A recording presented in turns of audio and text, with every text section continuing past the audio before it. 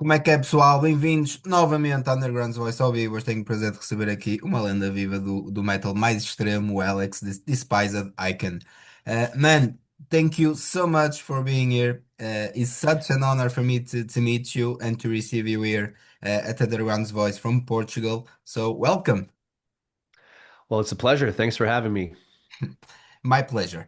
The new album Shadow Work will be released in the end of this month, in the end of October. So, what can you expect about this album? I mean, first off, it's a great feeling. It's our first record in 6 years, so it's been a long time coming. I used to be a full-time musician, so I used to be in two bands, Despised Icon, obviously, and Obey the Brave on Epitaph Records. So I was touring full-time, putting out records, every year or so, and always these deadlines to come up, with the product for this tour and this world tour and whatnot. So sometimes you're in the studio writing half of the record and there's just raw energy and this magic, but also sometimes looking back, I'm like, oh, I should have done this instead, or I could have done this better. And with shadow work, it was the full opposite. There came a time after more than 20 years of touring and recording full time, I needed to take a step back and understand what is life at home? What is life in Montreal? What is it like to be a boyfriend, a son, a good friend?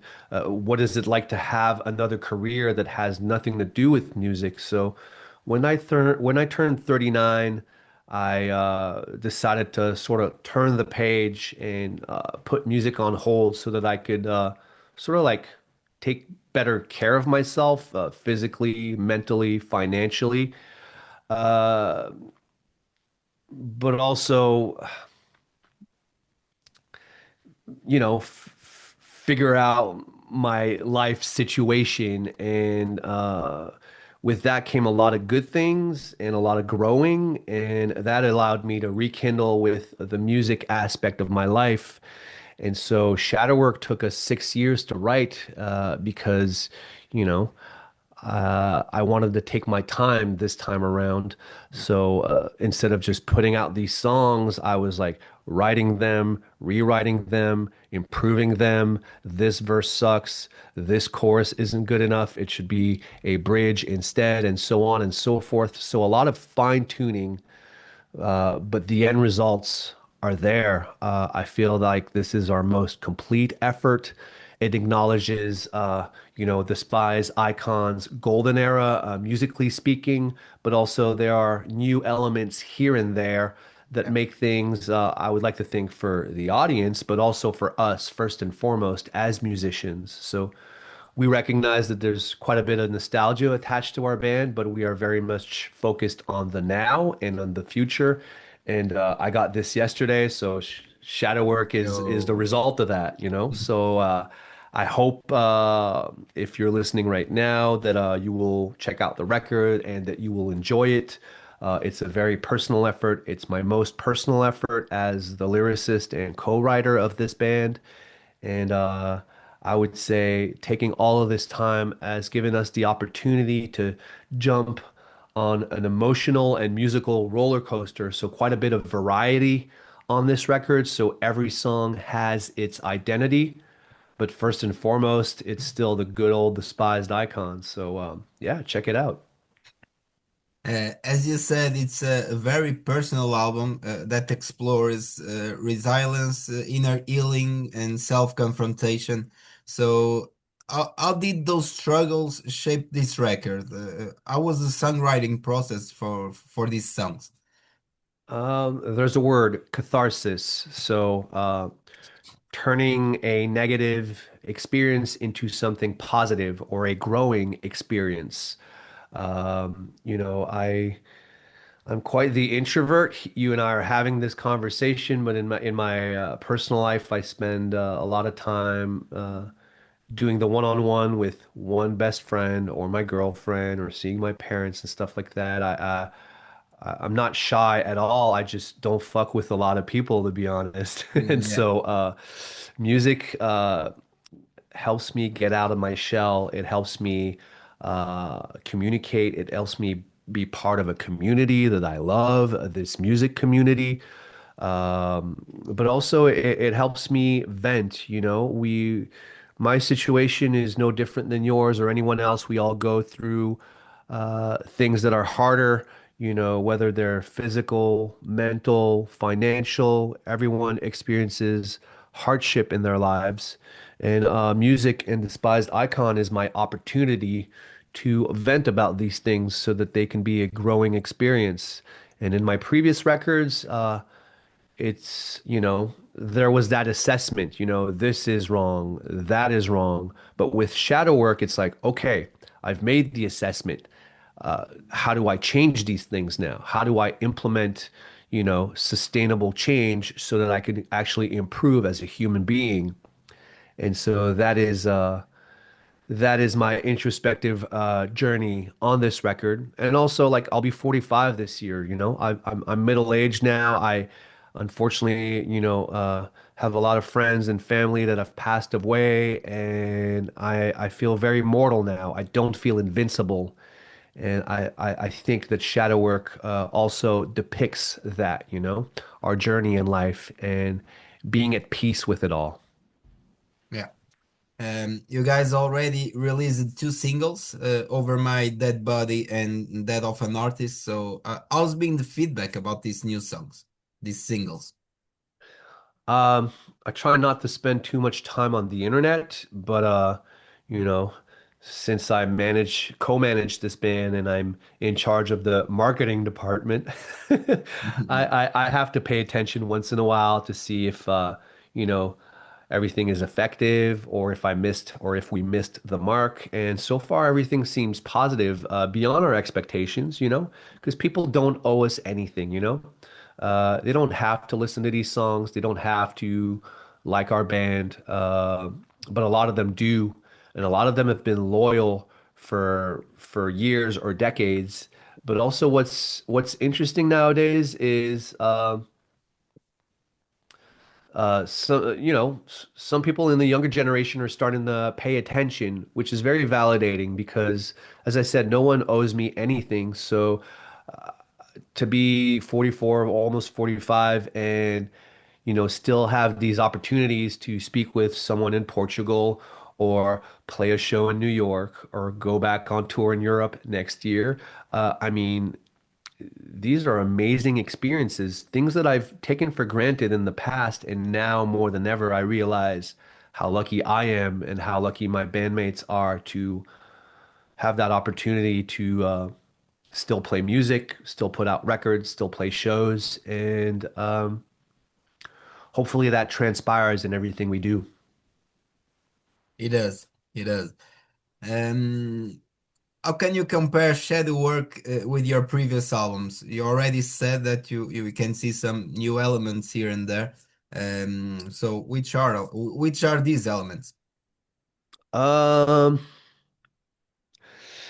I mean, we talk a lot about the classic death metal that influenced us, Suffocation, Dying Fetus, Deicide, Morbid Angel, and so on and so forth. We talk a lot about the hardcore bands that influenced us, Madball, Hatebreed, Biohazard, and so on.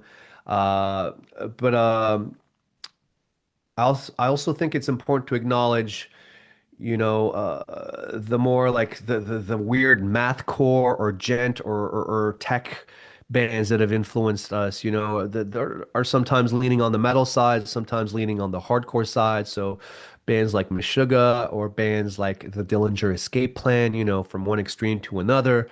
And I feel like, you know, our older sound stuff on the Healing Process and maybe the Ills of Modern Man, we had that dissonant hardcore, mathcore element to our music that we sort of put aside for a little while, and we rekindled with that element of our sound. And so I think you can hear that on a song like "Over My Dead Body" that came out earlier this year.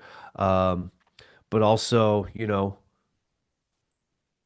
like people expect us to soften up, you know, the older we get, but we're still hard as fuck, man. Still blasting, still grinding, you know, some of the fastest BPMs we've ever had, you know, some of the fastest blast beats and double bass drum parts and picking and everything. Like, I just love watching my friends play, man. They're so good, and I feel so lucky to be in a band with them.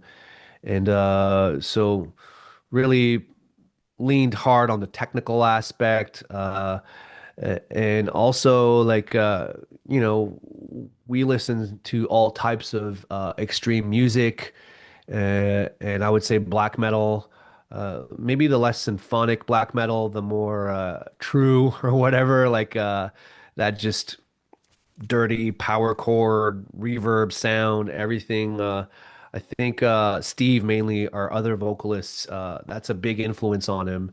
And when writing this record, it was important for me to let those influences shine and inspire him and give him ideas. And he went all in. And yeah, so there's like a black metal aspect to just a few of these songs. Again, diversity is the spice of life. But if you hate black metal, I mean, sorry, but not sorry, but it's just on a couple of tracks. It's not like we are a black metal band now by any means. So just trying to switch it up. We have a minute and a half long power violence song that's in French as well. I think some people are gonna listen to that and be like, "What the fuck is this Despised?" And other people are gonna be like, "Cool, yeah, I like that they did this." Because bottom line, we've been a band for almost 25 years, and we have to challenge ourselves. We can't just put out the same record over and over again, the same song over and over again. So all these elements are part of that initiative. So you guys are trying something new and more extreme than ever. Yes, well put, but still very loyal to our despised icon sound. So I would say it's 85, 90% despised icon and 10, 15% fucking around. Well, you have some great guests in this album, such as Scotty and Lewis, Matt Honeycutt, and Tom Barber. How did this collaboration came about, and what was like working with them?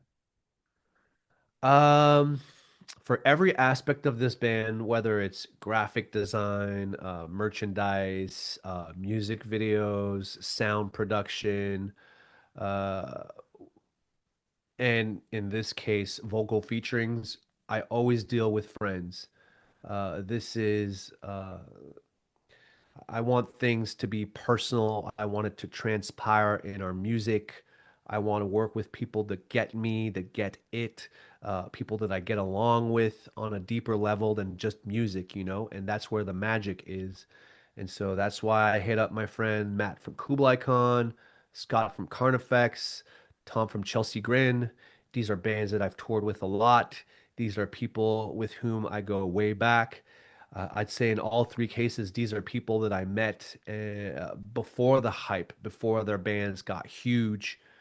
And it makes me so happy to see how successful they all are because I saw who they were back then. I see who they are now, and they are very much the same people that are unchanged by all this success. So these are people that I respect. And so I hit them up to see if they wanted to sing on this record, and they said yes right away. And it was as simple as that.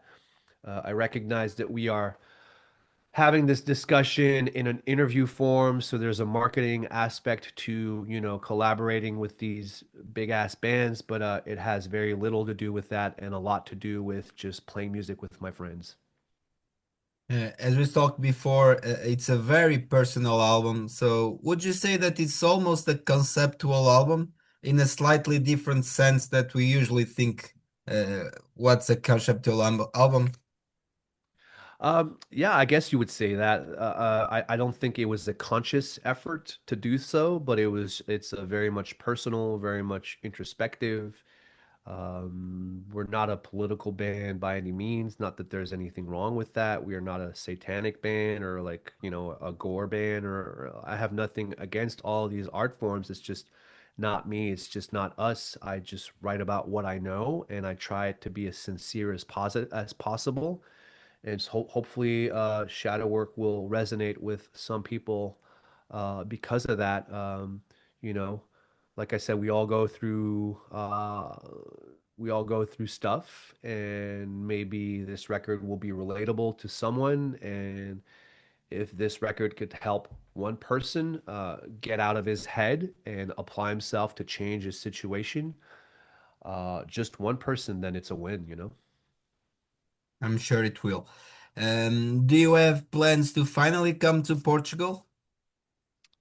Dude, I wish, man. We play like 20 something shows a year. We max out our vacation time at work to do this band, to make that yearly tour happen. Last year was a full European tour with Dying Fetus. I'm saying full European tour, but I do recognize that we skipped Spain and Portugal, unfortunately. This year's America again, and next year we're already working on another European tour. It's hard to be everywhere all at once when you have to pick out 20 shows a year. We've actually only played Lisbon once. That was in 2010. Yeah, Beautiful city. I have friends that have been to Portugal on vacation. I hear nothing but nice things. I remember nothing but nice things about your country. So hopefully we'll swing back. We let's shall hope see. so. Let's hope so.